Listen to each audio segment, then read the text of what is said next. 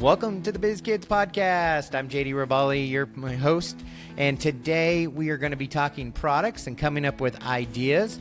Our guest today is Randall Thompson, and Randall came up with an idea that I don't want to kind of break the news for you yet, so I'm going to let him tell you about the idea. But he came up with his own product. He sells millions of dollars of this product, and has just done a great job on marketing it, letting people know what he does. And it's very creative. So, Randall, why don't you tell us in your 60-second pitch who you are and what you do? Yeah, thanks, JD. Yes, I'm not the best at speaking about myself, but I'm going to give it my best shot here to give you the 60-second pitch. And so, as of recently, I sold my business, but I started a business in which we took barrels of baseball bats. So if you think of just a baseball bat and like the end of it, we would chop it off and we would hollow it out and we would turn it into a drinking mug. And so from there, we continued to dissect the bat a little bit more. We would take the handle and turn it into a bottle opener or a shot glass. We started doing the same barrel concept with metal baseball bats and turned them into tumblers. And so we kind of just came up with this one hero core product and kind of just spun off of that product and got licensing with Major League Baseball, Minor League Baseball, and got distribution into places like Dick's Sporting Goods and Major League Baseball stadiums. But a majority of what we did was sell direct to consumer, where we put a Facebook ad in front of a baseball fan, and they would buy one of these things and drink from it during game day, or gift it during Christmas or Hanukkah or Father's Day or something along those lines. So, and the name of the company? The name of the company is Dugout Mugs. And I looked at your bio. It looks like you were a professional ball player. So you had a bat in your hand all the time? Well, I was trying to get people out that had bats in their hands. I was a pitcher, yeah. So, nice. yeah. And you do some coaching now as well on pitching? No, I haven't coached. Oh man, I probably haven't coached in 10 years or so. I've got more time on my hand than I have a son now, but I still have more time than ever before, and I've considered getting back into coaching in some capacity. Awesome. Well, let's kind of go back in time a little bit. When you were a kid, were you thinking of business ideas then? Were you looking at, did you have a side hustle that you were making money, mowing lawns, shoveling snow? Well, yes, I was never short on ideas.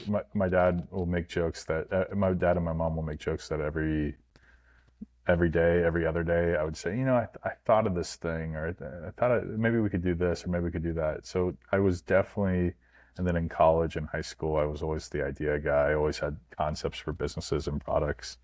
But as far as pursuing the ideas or products, no, I was pretty focused on baseball, and that was my passion. And then once that ended, I dove into creating products and selling them. And when did you come up with the idea of this mug? Was it when you were out on the field one day, just kind of waiting through the innings to kind of figure it out, or did it come to you after you had already kind of got out of the baseball game? I was playing baseball, got released. I was in the Toronto Blue Jays organization. I went back and I coached college baseball where I went to college. And the guy that was my recruiting coordinator and now my colleague, he was cutting baseball bats in half, wooden baseball bats in half, and there was a bunch of loose baseball bat barrels that were lying around in the dugout, and that's partially where the name came from, Dugout Mugs. And I picked up a loose baseball bat barrel and I looked at it. There's a natural cupping to most baseball bats, and I asked myself, I wonder if there was just a continuation of that cupping. Could you turn it into a cool drinking mug? And that was in 2014 when I had that idea, that light bulb moment, and then started pursuing it in 2015, sold my first one in 2016. So I was reading kind of some of your story on that, and it sounds like you were living at your sister's house and you were kind of just grabbed some tools from Lowe's and headed out. Kind of give us that story, because a lot of our kids that are starting, they don't have a manufacturing facility. They don't have the CAD program to kind of figure out how do we engineer this.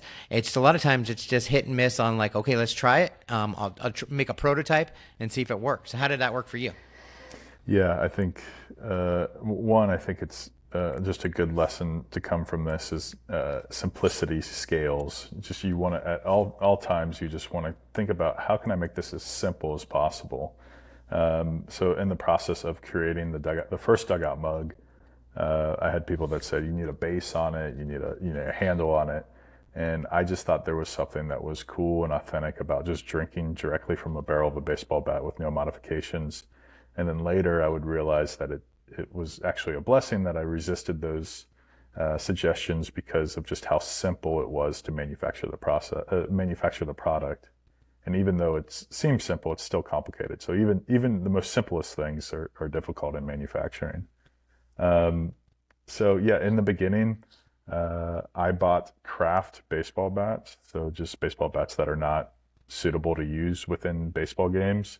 And I bought a chop saw from Lowe's, and I was cutting baseball bats in half in my sister's backyard in a garage that was converted into a studio apartment. And I was cutting them right by my kitchen sink, and 350 square feet, and just trying to figure out how to get a hole in the top of it. And yeah, and I just a lot of questions along the way, and just getting better at asking questions and getting better answers, and ultimately getting better results with time. Do you have that original prototype that you made the first time? Yeah, I do. Yeah, nice. That's something great to hold on to remember that process that you went through. Mm-hmm. Now, I didn't ask you ahead of time. Do you have a sample of one of your mugs? Yeah, I've got something here.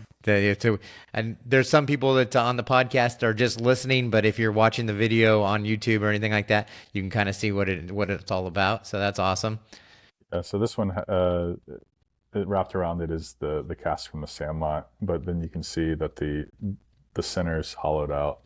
So top half of a baseball bat, cut in half, hollowed out. And how many prototypes did it take to get it to that level? Oh man. So in the beginning, I was taking kind of like narrower baseball bat barrels, and they were long and skinny, and then like I started doing shorter ones, and then I kind of just continued to play around with the size until I got the sizing right. But I would say plus or minus 10 variations of that to try to figure out what the actual best look was. And that's what we try to get across to the kids is, there are going to be your first time out. It's not going to be your first one. That's your prototype is not going to be the one that you're stuck with. You're trying to figure out the process, and you make failures along that process. And those are great failures because those are getting you to think through the process of how am I going to develop this and how am I going to get there. So, was there a point when doing this where you thought, okay, I'm going to give up. This is ridiculous. This is not going to work. Or did you see that the progression was actually a positive and you were going the other direction? It's like both sides of it. One, I was in a point in my life where I wasn't enjoying what I was doing. So the idea of not continuing to pursue it was like, well, I felt like I had no choice because it didn't really feel like I had anything going for me. But as I was going, it was the hardest thing to try to figure out who can put a hole into something like this. And looking back, it's so clear that I just needed a wood turner. Somebody needed to say to me, "Hey, you need to just find a wood turner, and that person can do it." But I had an impossible time. So there was times that when that was going on, when I couldn't find anybody to put a hole in the barrel of a baseball bat, I was just like, I don't really know if I want to continue to pursue this. And then I got further along in the process, and then once you kind of get into the groove of things and you kind of create a new standard in your life, that there's going to be issues that come up, or there's going to be hard things that come up, and just figuring out and thinking through those issues, when you just make it your default headspace that it's not really an issue, it's just something I'm going to find a solution for. It just becomes habit, and the next thing you know, one foot gets in front of the other, and then you have a product and a business in front of you. Awesome. And then, so you get the product kind of to the point where it's ready to sell. How did you go about in just first marketing that? I assume you didn't have the licensing agreements with the names of the companies on there and the other teams. So you just had this cup that you're trying to sell. How did you start that process? Yeah, customization was like the first step to it. So if you wanted to put JD on the mug, or JD is the best dad, or whatever, something along those lines. Just being able to just customize with either like a company logo or somebody's just custom message.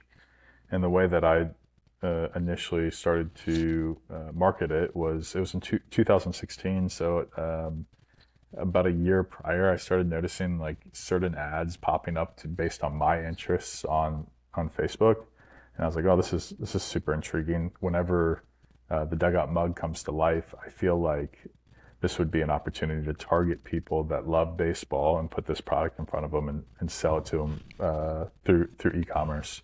So so that's the way that I initially started marketing it. And just online sales then. Weren't how did you get into your first retail store? So yeah, I would say probably the first like $5 million or so of sales were through e-commerce. And then when we had the introduction of a license by Major League Baseball Players Association, so it's different than Major League Baseball properties. MLBPA is just pretty much like NIL deals with Major League Baseball players, using their name, image, and likeness. Once we introduced that license to Dugout Mugs, that's when we started selling into retail stores. And typically, you need a Major League Baseball license to sell into MLB stores, but there was just something so unique about the Dugout Mug, and it paired together with this MLBPA license that we got distribution into MLB stores with that license. Now you make it sound so easy that you got this license, this major organization.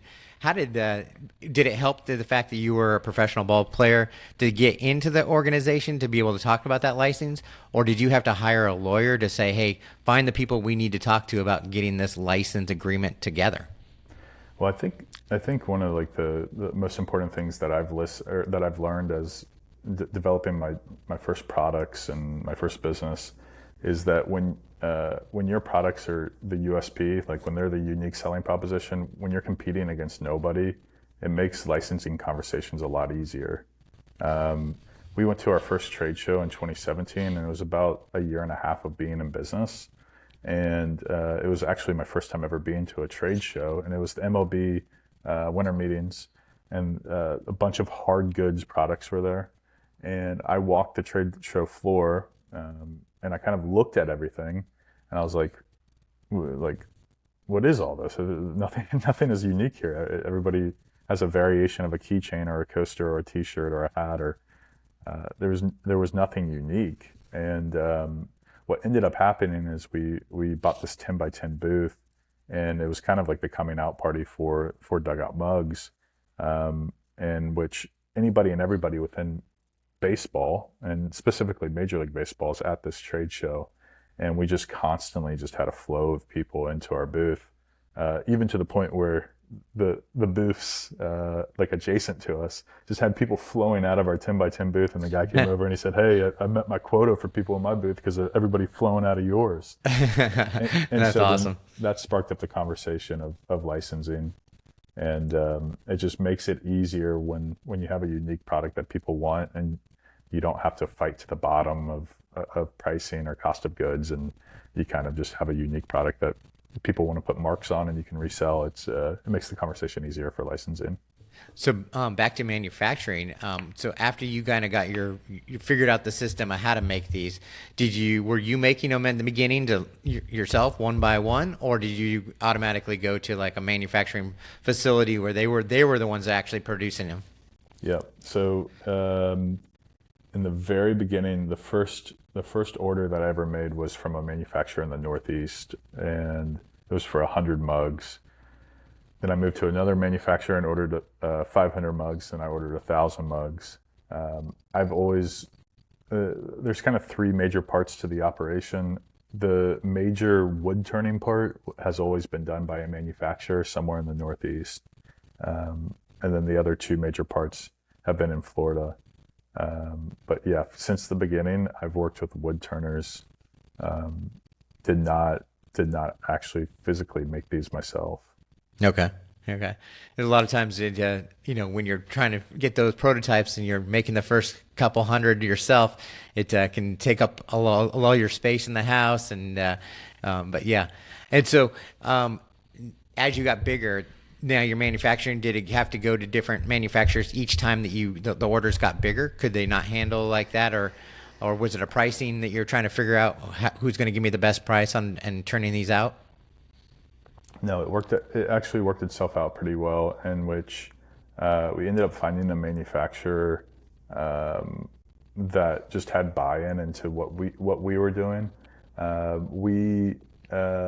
we were scaling up, we had a guy that was working on this that had years of industry experience, and he was just ahead of where we were heading. And he said, "Hey, this is going to be your bottleneck. We have the room for it. We don't have the equipment for it." We bought the equipment to be able to kind of forecast where we were going, to be able to keep up with the demand. And then they just charged us a price per unit to offset those costs. So like to make this simple, we needed a machine that cost us $40,000. We got the machine for $40,000. Rather than just paying $40,000 for the machine and just being ahead of everything, each time that they shipped us a unit, they just charged us an extra dollar or two. So we got terms on the machine. It was good for our business. It was good for their business. Kind of forward looking. They had the space to be able to grow into it. They had the know-how. They had the manpower. And it just worked itself out that from the time that I was ordering, let's say 1,000 a month, to eventually we got to 10,000 a week. It was just they were able to grow with us, and they were willing to grow with us, and they were great partners, and just lucked out there. And in the beginning, how much were you charging for one of your mugs? What was the price? I think $39.99. And on that first trade show that you did, how many orders did you guys take from that first show? Oh man, well that was 8 years ago now. I don't remember. I remember. Was it exciting enough that when you left that show, you're like, "This is it. This is taking off." Strangely enough, me and a whole team of people grew it to nearly $15 million a year, and even in those moments, I'm like, we still haven't made it.